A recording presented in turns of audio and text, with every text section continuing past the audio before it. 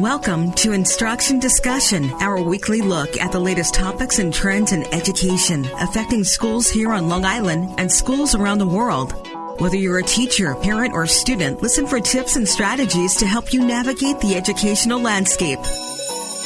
There's a bell. It's time to start today's Instruction Discussion on the voice of Nassau Community College, 90.3 WHPC. Hello, I'm Kevin Boston Hill, and welcome to Instruction Discussion, where each week we will examine a recent trend or development in education and its impact on Long Island. Since 2000, the cost of attending a 4-year in-state public institution in New York has gone up rapidly. Between 2000 and 2019, the cost of attending a public in-state New York institution has gone from about $14,873 to $23,053. And this, of course, is more than the national average of $20,598. This is troubling since access to some education beyond high school opens doors to STEM careers. It is also interesting to note that the New York metro area has one of the highest concentrations of Hispanic serving institutions of any metro area in the country. And in 2019, a little more than 1/5 of all jobs in New York were STEM jobs. And that number is only increasing. Past episodes have discussed the disparities in K-12 STEM education in Black and Latino communities. And a new study seems to reiterate this fact. The State of United States Science and Engineering Report summarizes key indicators that assess the status of the science and engineering, or S&E, enterprise within the United States, and that illustrate the U.S. global position in multiple aspects of the S&E enterprise. To help us further understand the report and its implications, as well as the state of science education in the United States, today we welcome former director of the Lyndon Johnson Space Center, Ellen Ochoa, and executive emeritus of Sandia National Labs, Julia Phillips. Ladies, welcome to Instruction Discussion on 90.3 WHPC. Thank you. Thank you so much. Kevin, for having us on the show. And of course, we're here as representatives of the National Science Board. I'm the chair of the board, and Julia heads up the committee on the board that is responsible for the report that you just mentioned, the state of science and engineering in the U.S. Well, I knew that, but I think our listeners would be more impressed with the other titles that you all hold. So that's why I wanted to mention that. But before we actually delve into today's class, and since we have such high-powered ladies of STEM with us today, let's find out a little bit more about you. So where did you start your career? How did you become involved with this study and that type of thing? Well, sure. Julia, do you want to start or do you want me to start?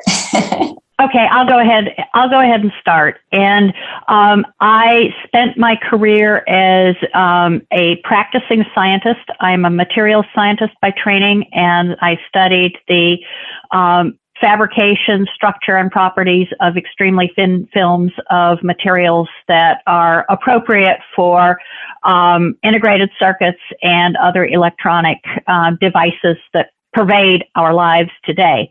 And from there, I moved into the management of science, and I got very interested in how research happens and how it produces useful results that can be translated into impact for society. Over time, that led me to things such as the National Science Board, and in particular, the Science and Engineering Indicators, which I've led on behalf of the board for a total of 4 years now. And I spent my career at NASA mostly. And before I get into that, I thought I'd go back just a little bit further because I think it'll address a little bit of one of the issues that we talk about and are concerned about on the board, which is making sure that we're developing domestic, diverse STEM talent. So when I went to our local university, I lived at home. So San Diego State was where I went, and didn't have any idea what I was going to study. But because of my interest in math and taking math classes, I decided to explore some fields that used math. And I went to talk to an engineering professor there who was clearly not at all interested in having me in his department. And of course, there were very, very few women at all. I don't think any on the faculty in the department. Fortunately, I got a much better reception when I went to talk to a physics professor who was happy to hear I was interested in physics, told me a little bit about some different kinds of careers you could have when you studied physics, which was actually really important because I didn't really have a concept of what those might be. And it's pretty hard to decide to major in a field when you can't really picture where that takes you. And then he was happy to hear that I had, already taken the calculus series, because he said, well, you've learned the language of physics and you'll be able to concentrate on the concepts. So it started from there. I was able to get a couple of sort of summer internships where I did research, got interested in doing that, went to graduate school. And so I do have a PhD in electrical engineering, really focused on optical information processing.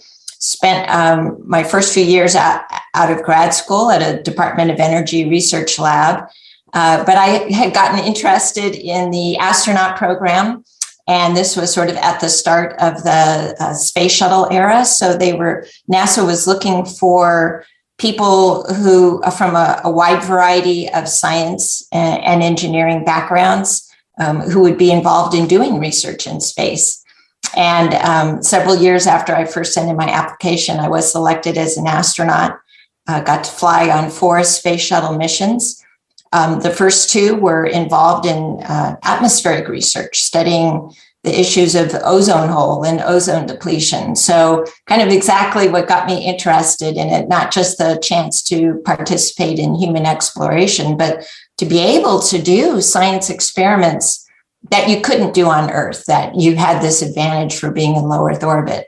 And then I got to participate in a couple of flights that were part of building the International Space Station, which is probably the most amazing, or unique anyway, national lab that the country has. And it's also quite an international collaboration as well. And then, as Julia said, I kind of went into leadership positions, eventually becoming director of Johnson Space Center, and through the National Science Board have been able to get involved in science policy as well. Wow, you two have very diverse and varied backgrounds. Then again, I'm honored to be able to speak to both of you here today. So let's get into some of the work of the National Science Foundation, and what is the State of Science and Engineering report all about? Well, let me talk a couple of minutes. Go ahead, Ellen. A little bit of an introduction to the board, and then I'll turn it over to Julia to talk more specifically about this report. The board does have 2 major roles. One of them is that the board members, along with the director of the National Science Foundation, govern NSF and helps to set policies. But the other is that we act as independent advisors to the administration and Congress. And so this report that we put out every 2 years is a congressionally mandated report. And of course, we work with the National Center for Science and Engineering Statistics, NCSCS, which is housed under NSF, to put out this report. So Julia, why don't you tell them more about it? Okay, so this report is the culmination of 2 years of effort. It is actually required by law that this report be submitted to Congress and the President every 2 years in January. And so this is the most recent of many iterations of it. What is a bit different about this report relative to the ones that have been released in previous cycles is the observation from looking at the data, which the data, of course, are completely neutral. I mean, they give you lots of numbers and then interpretation has to be added on top of it. And the board views the data as indicating that the U.S. is at an inflection point in science and engineering. There are a number of really significant challenges, which have probably been on the horizon. And if you look at the previous reports carefully, you can see hints of it, but it's becoming much clearer because countries around the world especially China, but there are others as well, are investing in science and engineering.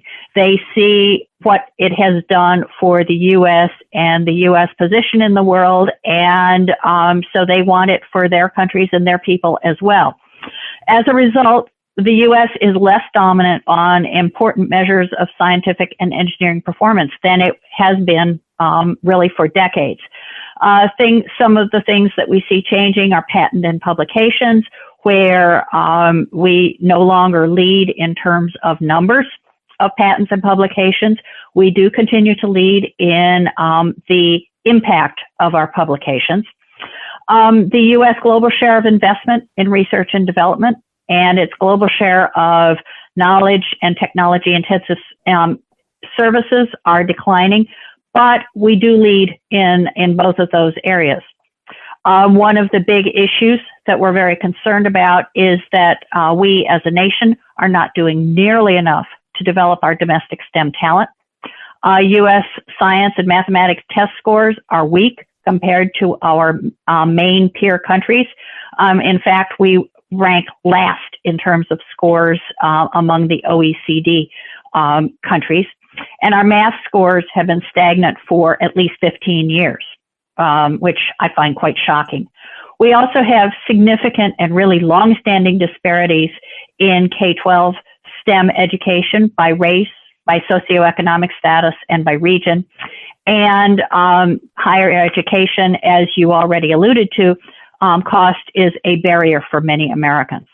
So we need to develop our STEM talent. We need to do a much better job of bringing more of our own people into STEM education and STEM careers. But we also need to continue what we have done for decades, and that is to attract top international talent in STEM. Now, if we do those things, then we're in a good position. Now, I want to address some of those things a little bit later, especially the need to attract more foreign talent as opposed to, or in addition to developing our own domestic talent. But we're going to get to that in a minute. One thing I do want to kind of clarify for our listeners is, why is patent application so important? I view patent applications as an indicator of innovation and being really at the forefront. It's not the only form of innovation. It's not the only measure, because many great innovations are never patented, but it is an indication of being out there and being at the leading edge. Ellen, did you have a follow-up? I was just going to mention, yes, it's one indicator, but it's certainly one where the trend was pretty striking in terms of, as you look over the last 10 years or so, how many of the international patents now go to inventors with affiliations in China. I think 50% in the most recent year that we've been measuring, whereas the U.S. has 10% of those. And that's something that has changed quite a bit over the last 10 years. So that is one reason that we pointed out in this report. And I think it's also important to note that for those who may not know, that just because somebody may get a patent in one particular innovation, it's the idea, it's the application of that innovation that is more widespread, but then everybody still has to come to the patent holder in order to get permission to use it, correct? That's exactly right, yes. So what impact, if any, do you believe that the pandemic has had on the ranking that the United States currently has? Or is this something, as you pointed out, that has just been a trend over the last decade or so? I think it's clear we don't have a lot of the extremely reliable data that the indicators report is built on from the period of the pandemic yet. But there are indicators that the pandemic has exacerbated trends that we saw hints of before the pandemic. Perhaps one of the biggest ones where we actually do see results in the data that show up in indicators is in the enrollment of international students.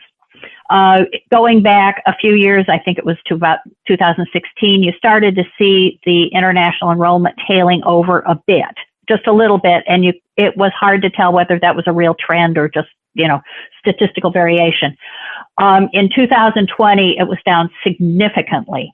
international student enrollment. And what remains to be seen is whether that rebounds as travel starts to relax a bit and people are able to come to this country. But one thing to recognize is that lots of other countries have recognized the value of international talent, and they are being extremely welcoming to international talent, arguably perhaps more so than the United States at this point. And another thing that has happened is that the stature and the quality of many universities around the world has increased dramatically. And so many students now no longer have to come to the United States to study. They can even stay in their own countries, get a great education, and have a great career without leaving home. And so this is likely to be a challenge going forward, but the pandemic may have accelerated some trends, but we don't know yet because we aren't kind of far enough through it to be able to see that very clearly yet. And Kevin, I can mention just a couple of other things, maybe of the impact on the pandemic on U.S. STEM education in general. Certainly in K through 12, we know there's a lot of disparities in terms of who has access to the technology to be able to study remotely, as well as just, basic things like a quiet environment in which to do that. One of the things that NSF did do is they made a number of rapid funding grants associated with the pandemic. And some of those were projects that are trying to assess the impact of lost classroom time. And then when you look at higher education, undergraduate enrollment has declined during the pandemic, but it's most striking actually at the public community college level, declined 10%. And that certainly is concerning because associate degrees and certificates are key pathways into science, the science and engineering workforce, and probably even more so for groups that are currently underrepresented in the workforce. So that is something that we also pointed out in the report. You are listening to Instruction Discussion on the Voice of Nassau Community College, 90.3 WHPC. My name is Kevin Boston Hill, and our guests today are representing the National Science Foundation Board, former director of the Lyndon Johnson Space Center, Ellen Ochoa, and executive emeritus of Sandia National Labs, Julia Phillips. Well, let me ask you this question. I'm going to push back just a little bit here because I'm sure there are some people thinking that, well, why should we focus so much on recruiting and retaining foreign talent as opposed to just really educating and retaining our own domestic talent when it comes to these STEM careers, especially when you have areas in like New York, for instance, that is now almost rivaling or trying to rival Silicon Valley in its STEM areas and so forth. So why should we even think about going after that foreign talent when we have our own domestic talent that we can draw from? Well, let me push back just slightly on the way you phrased that question, because we believe very strongly it's a both and. It's on all hands on deck. And so we absolutely have to focus on domestic talent. These are great jobs, STEM jobs, whether you have a certificate at one end or a doctorate at the other end. These are great jobs. They pay better than other jobs at the same level of educational attainment. They suffer less unemployment under most circumstances and so forth. So they're a great job for individuals to have. And we need the diverse viewpoints that you get coming into STEM from the diversity of backgrounds that our own domestic population offers. What we have not done a good job of is attracting that diverse population to STEM careers. And with preparation, it's lots of different things, but that is a fact, and that varies by region, it varies by race and ethnicity, it varies by gender, and so forth. So that we absolutely must do. That is a long-term investment, and so we can't just flip a switch and turn it on and turn it off. You have to start early on and grow them up. It's going to take a while. The other thing is, but we need the international talent for a couple of reasons. One is that if you get the best and the brightest from around the world, you are drawing from a much broader and much larger population than just drawing from the United States. And so you enrich the pool so much by bringing in those really, really smart, accomplished people from, diverse backgrounds. And they tend to come into this country at the undergraduate or more likely at the graduate level. And so you can get access to that talent in the workforce sooner than today's kindergartners. So at the moment, we do not have enough domestic talent to fill what we need to fill. And even if we had something approximating enough to fill that pipeline, you still want the very best to want to come to this country and contribute. Ellen, I think I saw you chomping at the bit there as well. Actually, I thought Julie did a great job. I'll point to just one other report that the board put out a couple of years ago called Vision 2030. And it was really the board's thoughts on what the U.S. needs to do to remain a world innovation leader. And there is quite a bit in there about developing diverse domestic STEM talent, just as Julia described. Now, in one of your responses, you mentioned that, of course, there are in STEM careers, there's a higher salary range for depending on the level of degree that you have, whether it's a certificate or a PhD level. So with that said, just how important is an advanced degree, usually beyond a bachelor's, in a STEM career? Well, there is a whole wide range of jobs now that use science and engineering skills. And one of the things that we have tried to stress in this report is that, in fact, close to 25% of the U.S. workforce can now be described as working in a science and engineering career because of those skills being needed. And actually, more than half are people who don't have four-year degrees, but are using those skills in their jobs now. And so we've tried to look at the wide variety.